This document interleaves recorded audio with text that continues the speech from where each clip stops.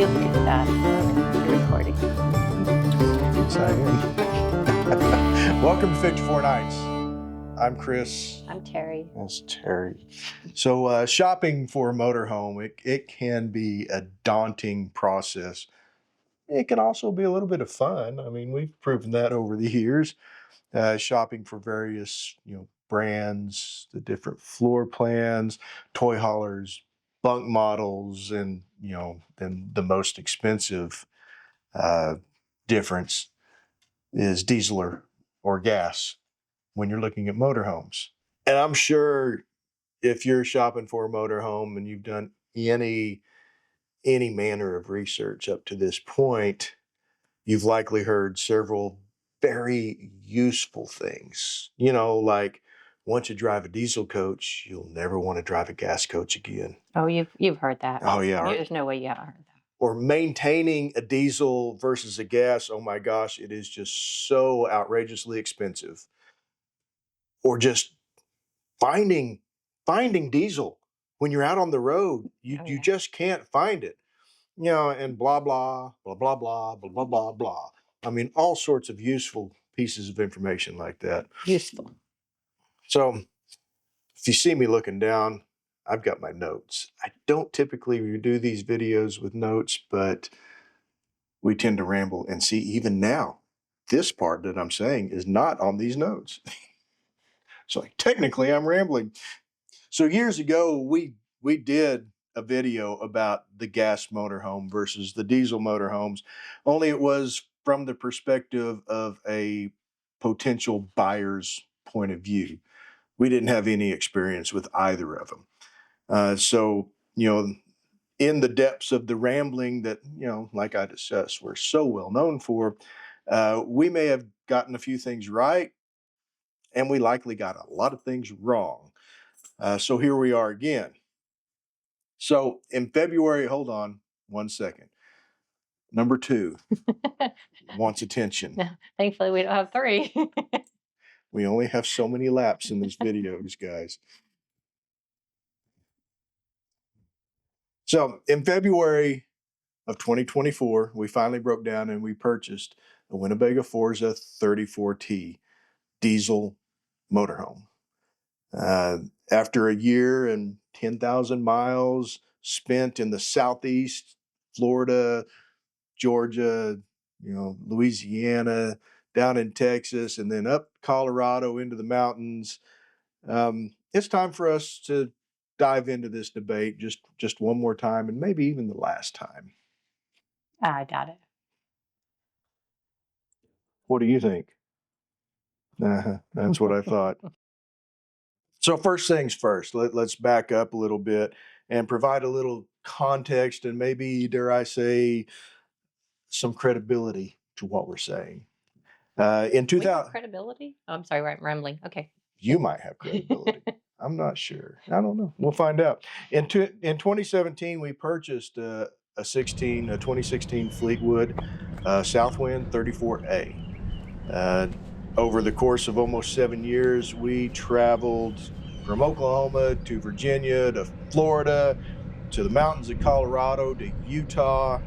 I mean, all the while we racked up about 40,000 miles on that rig. And that's a gas chassis. When we took it out, I go back to the day that we bought it, and we took it to the campground for the shakedown.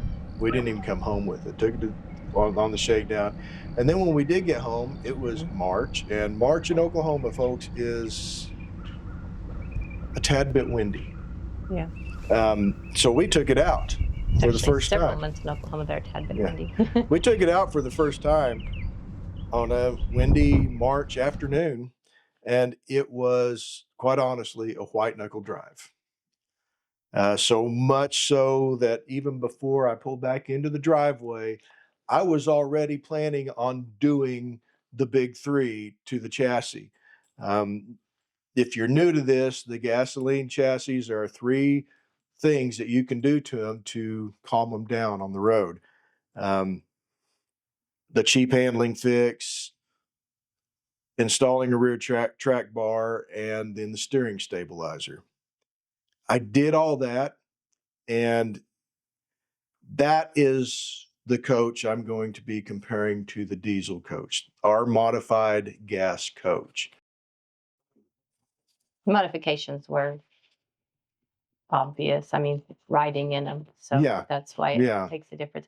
My head was banging against the headrest on before the modifications, and after the modifications, it was just like a normal vehicle. Yeah. So made a serious difference. Yeah. So quite simply, unmodified, out of the box, there's no question which rig is better. You know, I mean, it's the diesel. But the modifications I did were only $1,200 in an afternoon underneath the rig.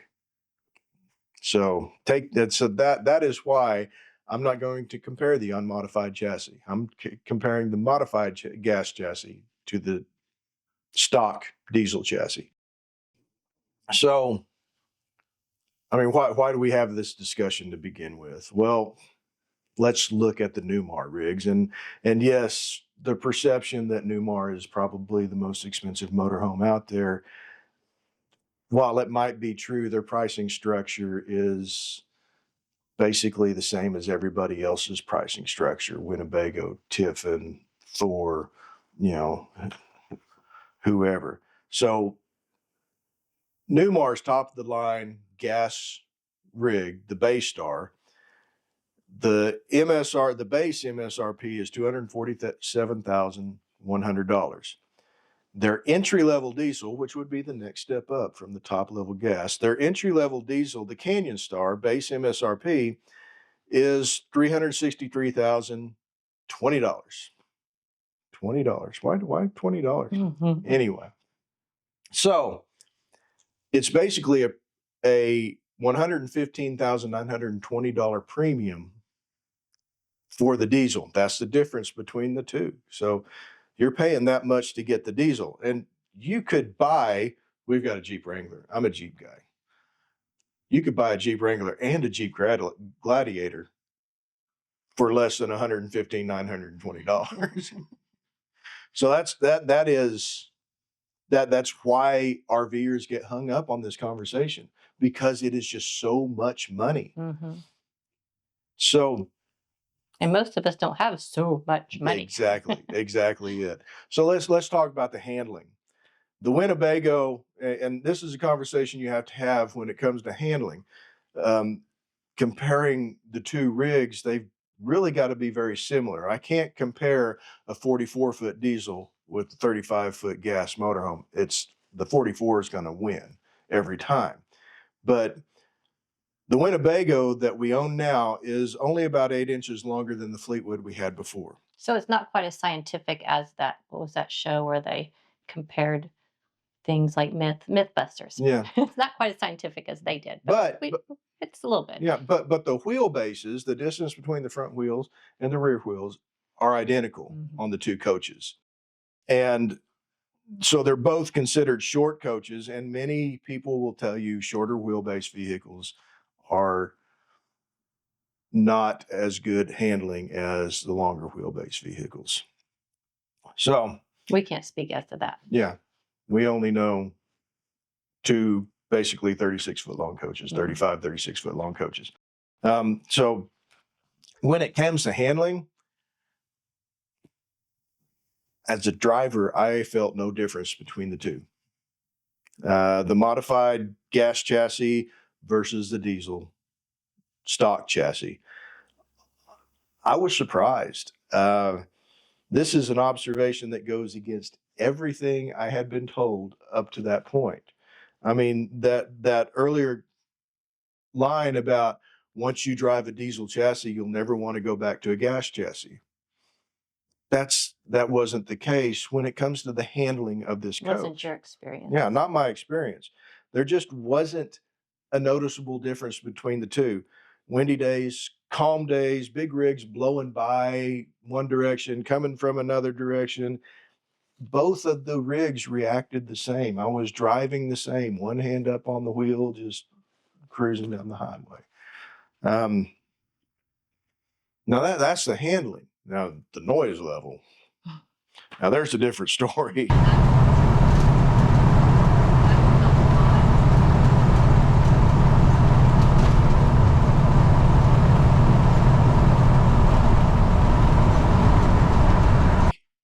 mean, it's obvious to most people.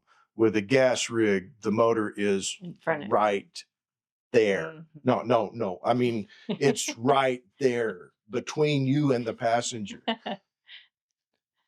Maybe we should switch seats because you're the driver. We're in England. We're driving this thing in Oh, England. okay.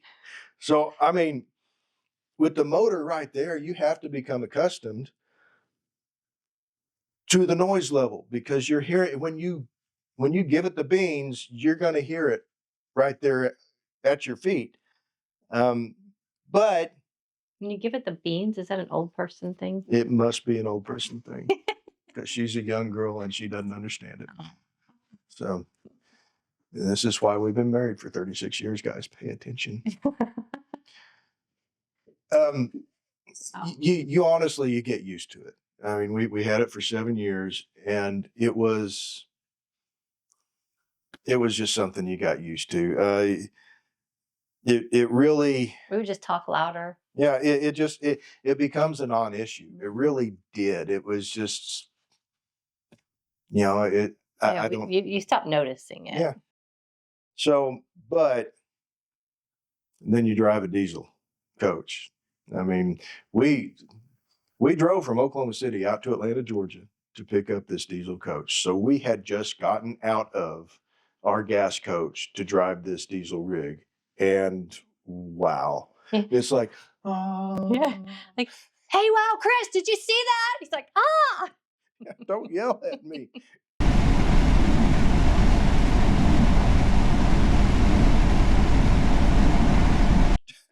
So, I mean, there's peace in the world. Everything's in harmony until the navigator learns that you can actually hear her when she's talking to you. Okay, which navigator, me or the GPS? Yeah, He means me. and then the next thing you consider is the acceleration, how quick you can get up to speed. Our Fleetwood had the old Ford V10, and it can be best described as adequate. I mean, we're not at Talladega. We're not trying to beat the next guy. We're not racing these things. And we have seen people on the road that are, but Yeah, we are not. But it was adequate. The V10 was adequate. And, the newer motorhomes, they have the big block V8, and I've heard they are a little. They are an improvement on the V10 as far as get up and go. I wouldn't know. I haven't driven one. But we want these things just to get up to highway speed. Like I said, we're not racing them, but we want them to get up to highway speed, and the V10 will do that as long as it's not a steep incline and you're going into the wind. Now, our Winnebago has a 340 Cummins diesel motor in it, and yes, it's the smaller of the batch, but we're in a smallish rig. With that being said, there is a very noticeable difference to the better. Night and day difference? Not really, but I mean, the diesel rig does get up to speed faster. Oh, yeah. It really does. It doesn't plant you in the back of the seat like you're. No, but it almost feels like it does to me. I mean, comparatively, see, to me, it seems like more than it does to you, I guess. And I wonder if that has something to do with you're pressing the accelerator, and I'm just feeling it. I don't know. Yeah, I mean, it is more responsive. Very much. But I mean, I do remember you saying "wow" yeah, after we bought it. yeah, no, that's true. I just don't know that it is the exaggerated that you get when you look at when you're looking into the forums, and they're telling you, you got to do this. It's night and day. There is a difference. And when you get in the mountains, oh, wow, here we go. I mean, okay, in our Fleetwood, there's I believe it's Highway 50 in Colorado and Monarch Pass. And Monarch Pass, it's like 11,000 something feet but it's an 8% incline, if I recall correctly, 8-ish. We've been over that pass in that Fleetwood, that gas motorhome, at least 3 times, I think. And then we had the opportunity this last summer to take the Winnebago on that same pass. So this is apples to apples comparison. And you know what? I'll just let the 6-month younger version of me explain it all to you. Near Salida and then over Monarch Pass. Monarch Pass is probably one of the more prominent passes that we take. Daunting at times, and I'll tell you what, the difference between the gas and the diesel coach is quite night and day. I'm glad we didn't know that when we had the gas. Now, and you know, when we took the Fleetwood over Monarch Pass, and we did it more than twice. I think we did it 3 times, maybe 4. Going up, slow going, maybe, and this is with me bucking the seat. You know, we might be able to get 25 mile an hour going up Monarch Pass. You got better gas mileage just helping it, right? Yes. I mean, okay, guys, you drivers out there, you know I'm telling the truth. Yeah, it's true. But going up it with this Winnebago, 340 horse, 6.7 liter Cummins engine in it, maintained 40 mile an hour without a problem. And I mean, the speed limit on Monarch Pass is right around 40 most of the time anyway. So, but yeah, not really, no problem. Towing the Jeep behind me, just maintaining 40 mile an hour. And then coming down, when you're coming down on a gas coach, you know, the Ford V10 had you put it in tow haul mode and it acts a bit like an engine brake. It's not a real engine brake, but it does help. But you are using your brakes, and I mean, like slowing down to 5 mile an hour and then letting it off and letting it coast back up to where you're uncomfortable and hitting the brakes again, just so you don't cook the brakes on the way down the hill. And you're very, very active with the coach. You're busy with the coach. You know, just I'm not. It's not stressful. I guess, well, maybe it is stressful, but it's a different way of going downhill, and you know, being very, very mindful of not cooking the brakes. One time we actually pulled over and stopped and took a 30-45 minute break on the way down the hill, just because I did not feel comfortable with how much I was needing to brake on that trip down. And so, you know, it's doable in a gas coach. You're just more interactive, and you're trying to get the speed up going up the hill. Not the most enjoyable thing in the world. I mean, I would do it again if I had a gas coach. I'd still be going over Monarch Pass. But with the Winnebago, again, Freightliner chassis, 6.7 liter, 340 horse Cummins, towing a 2-door Jeep Wrangler, and I let the Winnie do the work all the way down the hill. I mean, I really did. There wasn't a whole lot that I had to do with, you know, interacting with the coach on the way down the hill. I just let the exhaust brake, and it never got out of hand. I mean, I never felt like I had to jam the brake to slow her back down. It was a pleasant trip up and down the mountain. That's really cool. We're cute at that age, aren't we? Just such babies. So cute. So we move on now to one of the other issues that you'll hear about is finding fuel. Don't mistakenly say finding gas. I mean, for two reasons. Okay. One of which you've seen in a Yeah, previous video, I'm sure. yeah. One reason is you don't want people jumping all over you. It's not gas, because it's not gas. And the other, you want to make sure you're in the right frame of mind when you pull up to those pumps. You're not getting gas, you're getting diesel.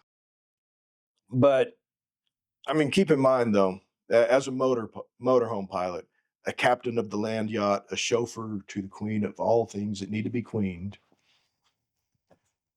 just finding fuels that you can, with any type of camping setup, fifth wheel, bumper pull, motorhome, whatever, just finding a station that you can easy in, easy out is a task in its own.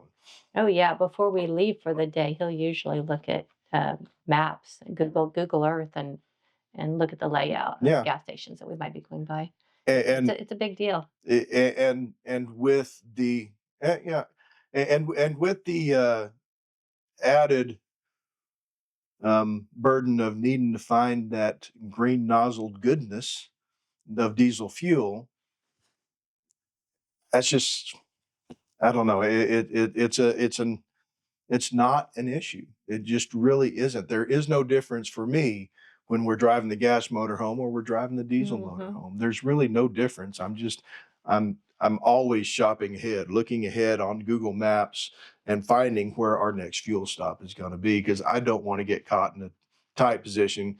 I'm lazy overall. I don't want to get out of the rig and unhook the tow just so I can back up. The last consideration is going to be maintenance cost. Like a lot of costs in life, sometimes it's hard to nail it down exactly how much coin you're going to be throwing at this rig to prolong its life. I believe National Indoor RV Center actually has a menu item for gas chassis and diesel chassis service. They're a little on the high side, to be honest with you. We'll come overall, but I mean, it is what it is. Yeah. But I mean, what the feedback you're going to get from a lot of people who may or may not be in the know is that the diesel maintenance is almost as extravagant as a cost as the price difference between the gas and the diesel. That's not true. It's got to be a myth busted as far as I'm concerned, especially if you have the confidence and the ability to do a lot of the maintenance yourself. Now, we recently took our diesel coach in to get the annual 15,000 mile service to a Freightliner dealership. Call it a dealership, whatever you want. We took it in there, and for two reasons. Number one, there was an air leak in the system that was causing a check engine light, and we needed to get that repaired under warranty. And then number two,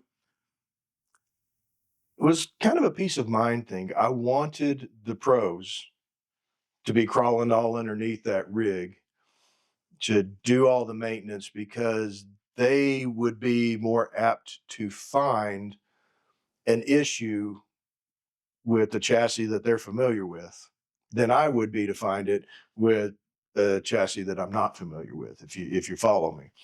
So, and with the rig still under warranty, I wanted to make sure that we had some professional eyeballs on it, just to make sure that any fixes that needed to be made weren't going to be out of my pocket, you know. So the chassis PM, it's the basic: change the oil, you know, the filters, greasing the joints, and just inspecting different parts of the motorhome. That was $730. Yeah. Now, a similar PM on a Ford chassis, a gas chassis, would have been around $300 at the dealership. If you could find a place to get it in, that's a different story. But like at National Indoor RV Center, it would have been about $300. Now, yeah, the diesel rig was over twice as much for the maintenance, but there's additional components that need to be dealt with on a diesel rig. I mean, you've got the air suspension and the air tanks involved with that, and the air other air filters, and just other systems that the gas rig doesn't have. But reality, it's still more than twice as much. Right. But I mean, it's not as I guess let me explain a little bit. It's not as extravagant as I was led to believe. I was led to believe it was going to be $2,000 every time I took that motorhome in. Mm-hmm. That just simply wasn't the case. So but in the end, I just didn't feel like it was unreasonable. If I thought it was unreasonable, I'd be out there right now underneath there working on it. But I mean, you've got YouTube. So like I said, if you've got the confidence and the ability and YouTube, the tools, I mean, you can take care of this yourself. But I mean, if you're not mechanically inclined, I found it easier to find a place to take the diesel than I did to take the Ford. Ford dealerships, they're built for cars and trucks. Their garages aren't designed to take in a motorhome. So you've got to find a facility somewhere that is willing to work on a motorhome, understanding that these motors are not the easiest to access. So it was just easier for me to find a place to take the diesel. And he made a call, and they're like, "Oh, is Wednesday okay?" Yeah. I mean, it's not like 2 weeks out. It's not like 2 months out. It's just right away. Yeah. So that itself is worth a little bit. Now, is a diesel coach worth the extra $115, $920? Don't look at me. I'm asking you, actually. This has always been a personal decision. Mm-hmm. There's no right or wrong answer. Yeah. Financially speaking, we're all wrong. Because we're owning RVs, which are not worth it. Yeah. RVs lose value exponentially compared to cars. So, but we should be saving the money so we can die with a lot of it, right?